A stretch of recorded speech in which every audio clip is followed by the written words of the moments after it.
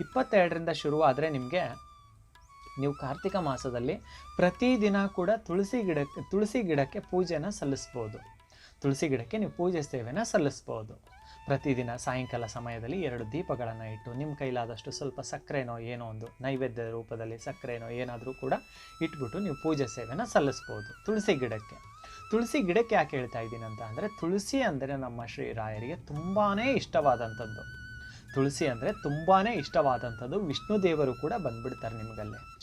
ನಮಗೆ ವಿಷ್ಣು ದೇವರು ಕೂಡ ಬಂದುಬಿಡ್ತಾರೆ. ನೀವು ಪೂಜೆ ಸೇವೆನ ಮಾಡ್ತೀನಿ ಸರಳವಾಗಿ ಅನ್ನುವಂಥವ್ರು ಪ್ರತಿದಿನವೂ ಕೂಡ ಕಾರ್ತಿಕ ಮಾಸದಲ್ಲಿ ನೀವು ಸಂಜೆ ವೇಳೆಯಲ್ಲಿ ಕೈಕಾಲು ಮುಖ ತಕ್ಕೊಂಡು ಮನೆ ದೇವರಿಗೆ ದೀಪವನ್ನು ಹಚ್ಚಿ ವಿನಾಯಕರ ಒಂದು ನಮಸ್ಕಾರವನ್ನು ಮಾಡಿಕೊಂಡು ವಿನಾಯಕರಲ್ಲಿ ಪ್ರಾರ್ಥನೆಯನ್ನು ಮಾಡಿಕೊಂಡು ನೀವೇನು ಮಾಡ್ಬೋದಂತ ಅಂದರೆ, ಪ್ರತಿದಿನ ಸಂಜೆ 22ನೇ ತಾರೀಕು ಶುರುವಾಗುತ್ತಲ್ವ, 22ನೇ ತಾರೀಕು ಏನು ಮಾಡ್ಬೋದಂತ ಅಂದರೆ ಮನೆ ದೇವರಿಗೆ ವಿನಾಯಕರಿಗೆ ನೀವೇನು ಮಾಡ್ಬೋದಂತ ಅಂದರೆ ಒಂದು